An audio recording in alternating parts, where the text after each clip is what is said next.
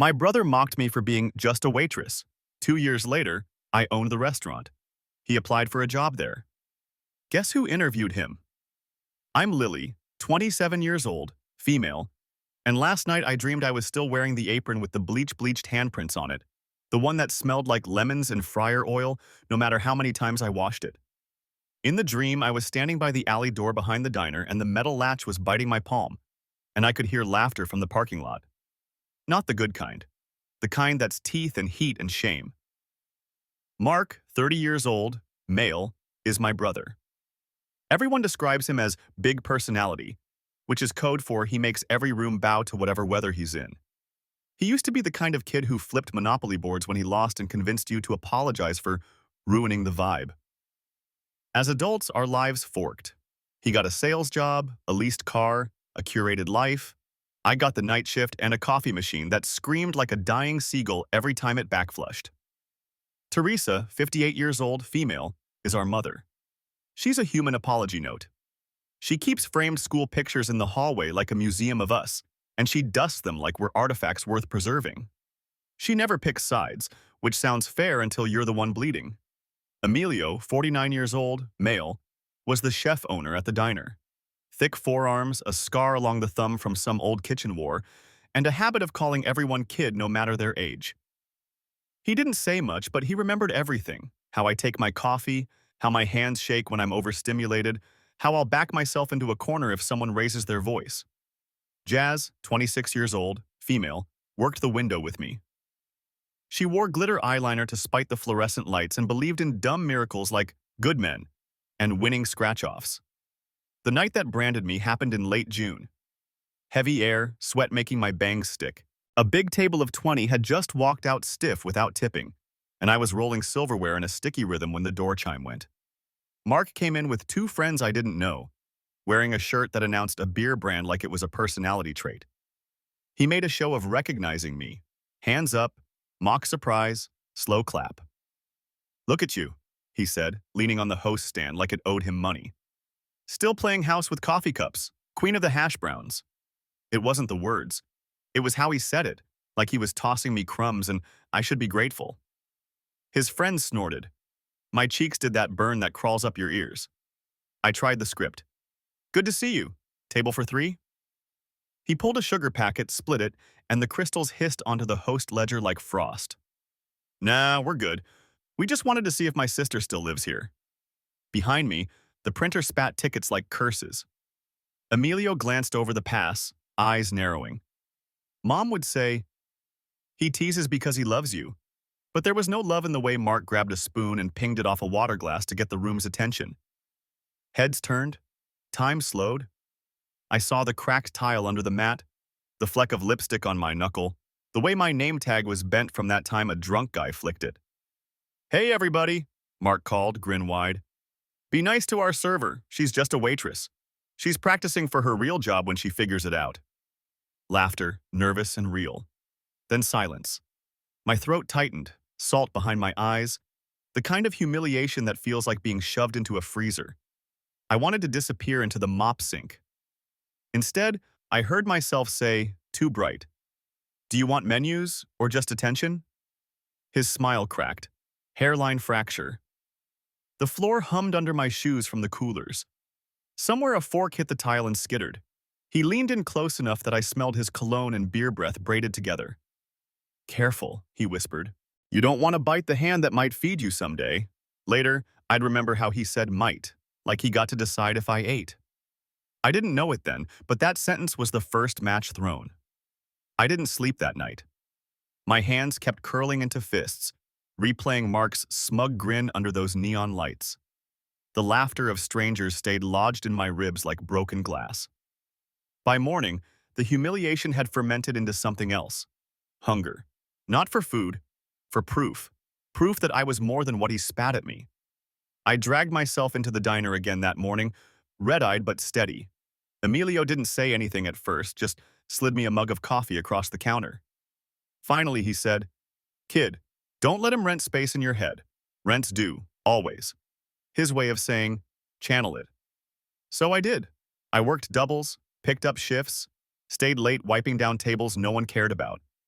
I let Mark's voice echo every time I carried a tray, every time my shoes stuck to that cracked linoleum. Just a waitress, he'd sneer in my head, and I'd grit my teeth and refill coffee. I was surviving, but survival wasn't enough anymore. The turning point came one night after closing. Emilio locked up, then leaned on the counter. You ever thought about running a place like this? He asked, casual, like he was asking if I wanted pie. My laugh came out bitter. Me? I can barely afford rent. He just shrugged. I've seen you. You don't just serve food, you hold this place together. I didn't realize then, but that was the first seed. Meanwhile, Mark kept circling my life like a vulture. At Mom's house, he'd drop barbs. Maybe Lily should finally think about community college. Can't serve bacon forever. Mom never stopped him. She'd just sigh, stir her tea and say, he doesn't mean it, but he did. God, he meant it. Then came the night he crossed the line. I was closing with Jazz, stacking chairs, when the glass door slammed open. Mark stormed in, drunk, demanding free food because family discount. I told him no. My voice didn't even shake. He went red, then grabbed a sugar jar and hurled it at the floor. It exploded, white crystals skittering everywhere like tiny knives. Jazz screamed. Emilio came out of the kitchen and shoved him toward the door, voice like thunder. You don't come back here again. Mark spat at the glass as he stumbled off. This dump will be gone in a year anyway, and you with it. Something cracked open in me right then. He wanted me gone, invisible, disposable. And that's when I decided I wasn't going anywhere. I didn't know yet how the universe would hand me the matchbook, but I swore to myself one day I'd make him eat those words. And I'd make sure the whole damn room watched him choke. Don't forget to subscribe. Emilio wasn't the type to waste words, so when he started giving me more responsibility, it felt like being handed bricks one by one, building something I hadn't realized was mine. He let me start managing the schedule, trusted me with the books when the old office manager quit, even asked my opinion on menu changes. It was small stuff, but it stacked up. Meanwhile, Jazz would elbow me whenever Emilio called me partner by accident. You know what that means, she whispered one night over fries. I laughed it off, but my chest was buzzing. Of course, life doesn't let you have quiet wins without throwing gasoline. Mark couldn't stand being ignored, so he escalated. It started with texts, screenshots from job boards, links to community college courses, captions like, maybe try being useful, or still waiting for your glow-up. When I didn't answer, he posted crap online. A photo he took of me bussing tables tagged with career goals. His friends piled on with laughing emojis. Mom saw it, of course. She called me at work, voice trembling. He's just showing off. Don't let it get to you. Then quieter. Maybe you should think about school, Lily. That one stung worse than the posts. The final straw came at Mom's birthday dinner. We were at her house, Teresa's pride and joy roast cooling on the table. Mark strutted in late with a bottle of cheap wine, announcing he had real business stories to share. He made a toast halfway through, clinking his glass too hard, his eyes landing on me like a spotlight. To my little sister, he said, fake warmth dripping. May she one day graduate from slinging hash to, I don't know, something people actually respect. The room went silent. Mom muttered, Mark, but didn't stop him. My fork clattered against my plate. For a second, I saw myself grabbing that bottle and smashing it across his smirk. Instead, I stood up, chair scraping the tile. You know what? Enjoy your dinner, I said, and walked out. I didn't cry this time. I walked home, adrenaline roaring. And when I got there, I pulled out a notebook and started scribbling ideas. Menus, marketing, how to renovate the cracked tile under the mat. I didn't know how or when, but I knew this. If Emilio ever let go of that diner, I'd be ready to catch it. Funny thing about the universe, it listens when you finally start talking back. A month later, Emilio sat me down after closing. His hands trembled slightly, scar on his thumb pale against his coffee cup. Kid, he said, doctor says my heart can't take these hours. I'm selling the place. The room tilted. My pulse was a drum. He watched me, calm but deliberate. I want you to buy it. That night, for the first time in years, I didn't hear Mark's voice in my head. I heard my own. And it was steady. When Emilio told me he wanted me to buy the diner, my first instinct was to laugh. Me? I had maybe $200 in savings, a hand-me-down car with a cracked windshield, and rent due in 3 days. Owning a restaurant wasn't just out of reach, it was on another planet. But Emilio was serious. He slid a folder across the counter, papers neatly clipped. Banks already approved the sale. I told them you're my first choice. My throat closed up. Emilio, I don't have... He cut me off with a raised hand. You'll find a way. You've been running this place already, you just don't realize it. Don't let some punk brother tell you who you are. That night, I sat at my tiny kitchen table, fluorescent bulb buzzing above me, running numbers on scrap paper. Rent, bills, debt, none of it added up. But every time I thought about giving up, I saw Mark's face at Mom's birthday dinner. His toast, the smirk, the way he owned the room with nothing but cruelty. Rage became fuel. I started hustling. Doubles at the diner. Freelance catering gigs on my days off. Jazz hooked me up with a friend who needed weekend help at a food truck. I barely slept, but money started stacking in envelopes. Emilio pulled strings with the bank, vouching for me like I was blood. Slowly, impossibly, the deal crept closer to real. Mark, of course, couldn't stand my silence. One night, I came out of work to find my car keyed, a jagged scar running the length of the driver's side, a scrap of paper under the wiper. Still think you're going places? My hands shook so bad I couldn't start the engine. I knew it was him, his handwriting, the way he curved his letters like middle school notes. I drove home with the windows down, air whipping away tears. I didn't tell Mom. She'd only say, he's under stress. I didn't tell Emilio either. He'd have hunted Mark down, and I wasn't ready for that war yet. Instead, I taped the note above my bed, a reminder. The closing day came faster than I thought. Emilio handed me the keys outside the diner, his scarred thumb brushing mine. Don't make this place fancy, he warned. Just make it yours. And I did. The first thing I changed was the cracked tile under the mat, the one I'd stared at while Mark humiliated me. I had it replaced with deep blue ceramic, polished so bright it caught the light when the door swung open. My silent message. The floor I'd been crushed into was gone. Word spread. Lily owns the place now. Business picked up. Locals wanted to support me. Jazz decorated the window with glitter letters. New owner, same soul. Every night, I locked up and touched that new tile like a talisman. For the first time in my life, I wasn't surviving. I was standing, which is exactly when Mark showed back up. He didn't come in to eat.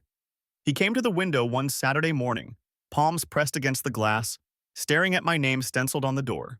Owner, Lily. His reflection glared back at me through the glass, jaw tight, eyes sharp. I knew that look. Mark wasn't done. He was just winding up. Don't forget to subscribe. Update 1.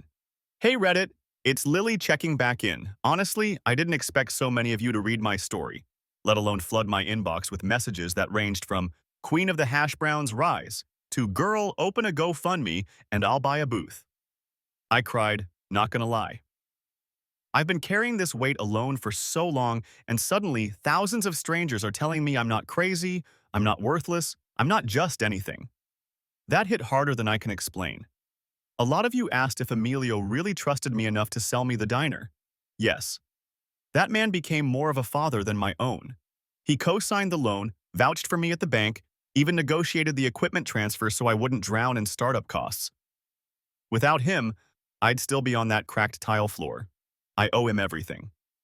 Now, about Mark. Because I know that's what y'all really want an update on. The night after I signed the papers, he showed up at my apartment. Not knocking, pounding. My neighbor texted me, "You okay? Someone's about to break your door down." I cracked it open and he barged in, pacing like a caged dog. His face was red, sweat shining at his hairline. He didn't even sit. "So you're a businesswoman now?" he sneered. "You? With your little notebook doodles and coffee-stained uniform? What did you do? Cry to Emilio until he felt sorry for you?" I told him calmly, maybe too calmly, that I'd earned it, that it was mine now, fair and square. He lost it. Grabbed a picture frame off my shelf, a photo of me and Mom at the county fair, cotton candy in our hands, and smashed it against the wall, glass everywhere. My heart was in my throat. I told him to leave. He yelled so loud my upstairs neighbors stomped the floor. Before storming out, he spat on the threshold and said, "You think you've won? Watch how fast I burn that dump to the ground." So yeah, that's where we're at. To everyone who messaged me, "Don't stoop to his level," I hear you. But you don't understand. This isn't just sibling rivalry anymore. This is war. He's already slashed my tires once, and now he's threatening my business. I don't know what his endgame is, but I know mine. I'll never let him take this away from me.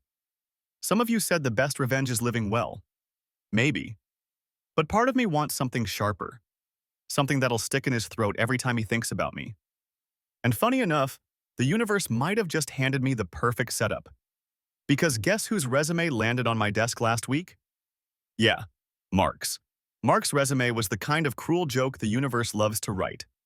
It landed in my hands on a rainy Thursday tucked in a stack of applications Jazz had printed for me. She'd highlighted his name before sliding it across the counter. Lily, you might want to look at this one." I thought it was fake at first, a prank, but no, it was real. Mark had applied for a line cook position at my restaurant. The resume was thin, padded with buzzwords like leadership and strategic thinker. In reality, he'd been fired from 2 sales jobs in a row and hadn't held steady work in almost a year. I sat in my office, formerly Emilio's office, reading his cover letter over and over. I am eager to prove my value in a growing business environment. The same man who called me worthless now wanted me to give him a chance. Part of me wanted to laugh until my ribs cracked. Another part of me wanted to cry. But mostly, I wanted him to feel every ounce of the humiliation he'd poured into me. 2 days later, Mark showed up for the interview.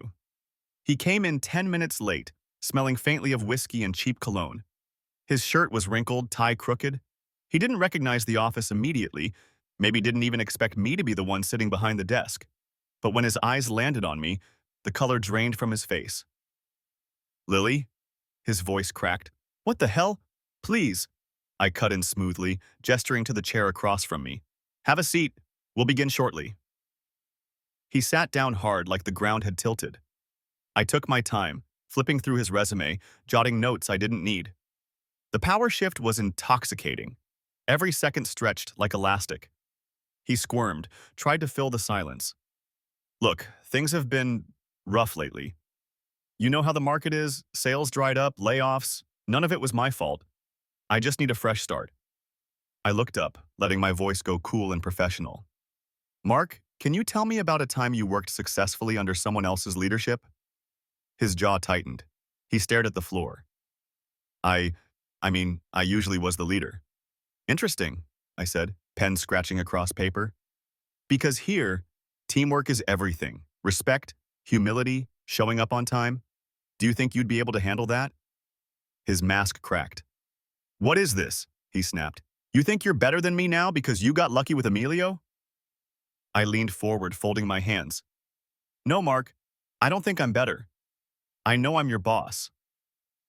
The silence after that was thick enough to choke on. He opened his mouth, closed it, opened it again. His fists clenched on his knees, knuckles white. For a second, I thought he'd flip the desk. Instead, he shot to his feet, chair skidding back. "This isn't over," he hissed, voice shaking. "You don't get to humiliate me." And then he stormed out, slamming the door so hard a framed picture rattled off the wall. It was the photo Emilio had given me the day he handed over the keys. Him and me by the counter, his arms slung heavy over my shoulder. I picked it up, glass cracked, and set it back upright. I should have felt triumphant. Instead, I felt the air vibrating with something darker. Mark wasn't just embarrassed, he was cornered. And cornered animals lash out. After the interview, I thought maybe humiliation would keep Mark away. I underestimated him. He didn't retreat. He detonated. The first shot fired came 2 nights later. I pulled into the lot behind the restaurant and froze. My blue ceramic tile, the one I'd chosen to cover the cracked floor that haunted me, was shattered. Not chipped, not cracked. Shattered. Pieces glittered across the entrance like broken ice. My chest seized. He'd gone straight for the symbol. Jazz found me kneeling in the shards, blood streaking my palm where I'd picked up a piece too quickly. "Oh my God, Lily," she whispered, crouching beside me. "Who would—" But we both knew. I didn't call the cops. I should have, but shame glued my tongue. How do you explain to police that your brother is trying to crush you, one jagged piece at a time? The harassment escalated. Fake one-star reviews flooded the restaurant's page. Owner is rude. Food gave me food poisoning. Don't support this place. The usernames were nonsense. Real customer 101, foodie guy 99, but the language was Mark's. I could hear his rhythm in every insult. Then he dragged Mom into it. Teresa showed up at the diner one afternoon, her hands twisting in her lap like she was wringing water from them. Mark says you embarrassed him, she said softly. He says you're holding grudges. Maybe you could ease up? He just needs work, Lily. I almost laughed. Ease up, he destroyed the tile, Mom. He's trashing me online. He's trying to ruin me. Her eyes filled. He's your brother. Family has to forgive. Something inside me cracked. Then you forgive him. I'm done. That night, I came home to find a rock through my bedroom window, a note tied to it in that same slanted handwriting. If I can't eat, neither will you. My legs gave out. I sat on the floor with glass crunching under me, heart pounding so hard it hurt. For the first time, I was scared. Not just humiliated, not just angry, scared. Mark wasn't just lashing out. He was unraveling. The next morning, I found Emilio waiting by the counter.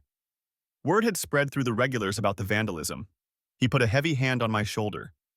Kid, he said, voice low, you can't fight him on his level. You want revenge? Make it clean. Make it hurt where it counts. I nodded, throat tight, because Emilio was right. I wasn't going to let Mark drag me into the mud, but I wasn't going to let him win either. And that's when the plan began forming. The one I never thought I'd be ruthless enough to follow through on. Update 2. Hey again, it's Lily. I wasn't sure I'd even write another update, but after what's happened, I need to put this somewhere before I explode. First off, thank you to everyone who supported me after the first update. Some of your comments were hilarious. Girl, hand him an apron and tell him to mop or leave. And some hit so deep I had to close my phone and breathe. A lot of you warned me that people like Mark don't stop. They escalate.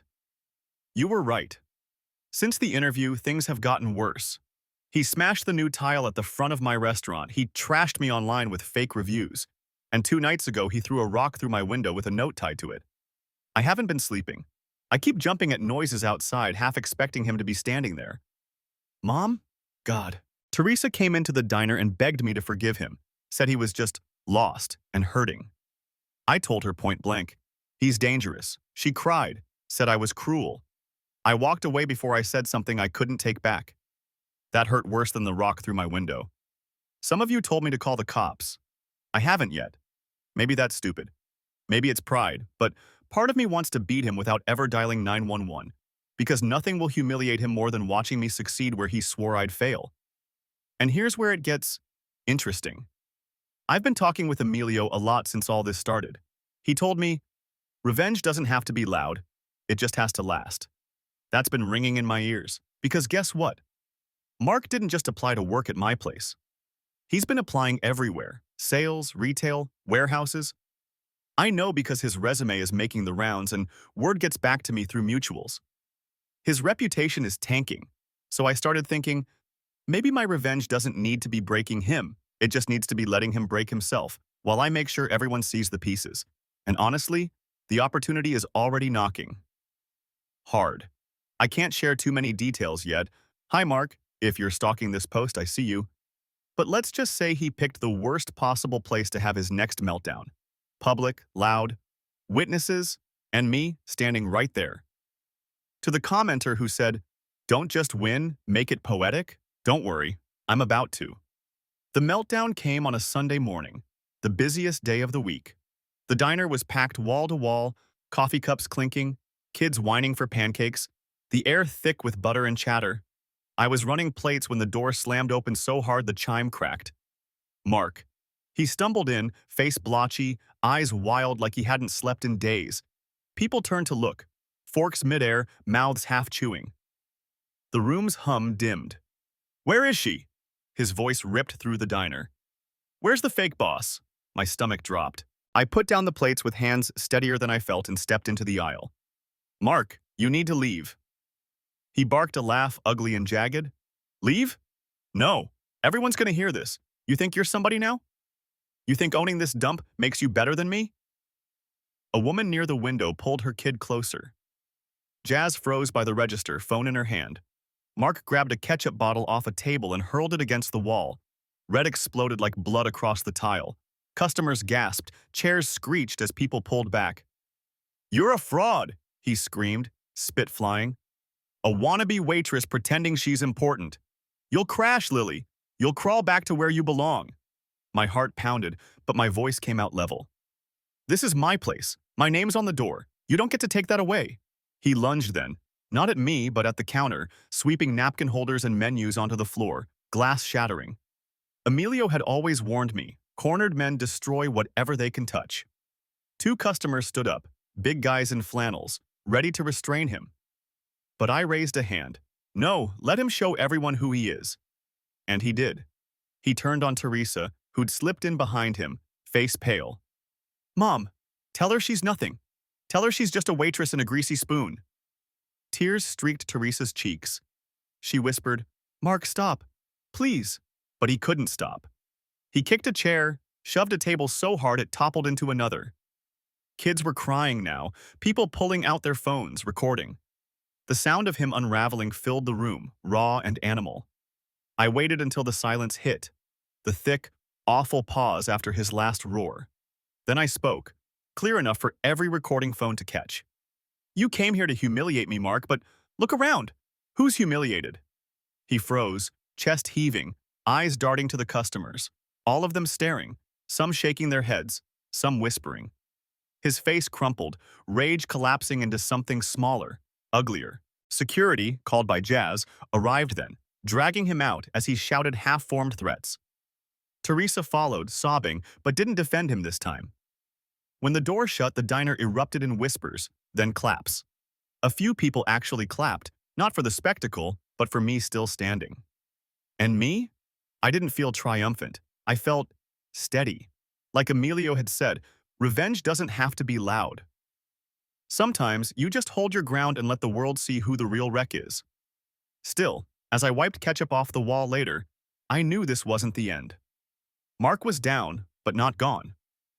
And when he came back, and I knew he would, I'd be ready with something sharper, something that would stick forever. The videos hit the internet before the ketchup had even dried. Customers posted clips of Mark screaming, throwing chairs, Teresa sobbing in the corner. Within 24 hours, the meltdown was everywhere. Facebook shares, local news blogs, even a TikTok edit with captions like "man-child versus boss sister" that went viral. I didn't have to lift a finger. The world dragged him through the mud for me. Mark tried damage control.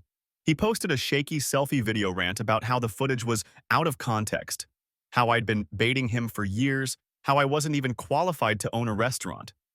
The comments lit him up. "Bro, you threw ketchup at the wall. Imagine losing your mind in front of kids over eggs and pancakes. Lily's living rent-free in your head." He deleted it within hours, but screenshots don't vanish. The fallout spread fast. Employers Googled him and saw the meltdown clips before they saw his resume. Applications dried up. A recruiter friend of Jazz's told me quietly, "Nobody will touch him now. He's radioactive." Mom tried one last time. Teresa came by the diner, eyes red, asking me to stop fueling the fire. I told her gently but firmly, "I didn't post the videos, Mom. Mark did this to himself. I'm not covering for him anymore." She didn't argue. She just nodded, like something inside her finally broke too. The revenge I'd dreamed of, making him eat his own words, came not in some grand scheme, but in that quiet, brutal way life sometimes delivers justice. He'd mocked me in front of strangers, and now strangers mocked him in front of the entire city. He called me just a waitress. Now people recognized me on the street and said, "Hey, you're the owner who stood up to that psycho. Respect." The final nail came 2 weeks later. Mark slunk into the diner again, but not raging this time, hollow. He slid into a booth while I was making rounds. I braced for more venom, but he just looked at me, eyes rimmed red, voice hoarse. "Please," he said, I just need work." I stood there, remembering every sugar packet he'd dumped, every shard of glass, every word meant to crush me. My heart thudded, but my voice was steady. "Mark, I said, loud enough for the nearest tables to hear. We don't hire people who can't respect the staff. You made that clear the first time you walked in here. You're not welcome. His face crumpled. He tried to speak, but nothing came out. He stumbled up and left. Nobody clapped this time. Nobody jeered. The silence itself was enough. It followed him out the door like a shadow. And me? I turned back to my tables, refilled a coffee, smiled at a kid drawing on the placemat. My diner, my life, my rules. He'd wanted me invisible, disposable, forgotten. Instead, he made me unforgettable. And that, more than broken tiles, more than interviews, more than any rock through my window, was the sweetest revenge I could have asked for.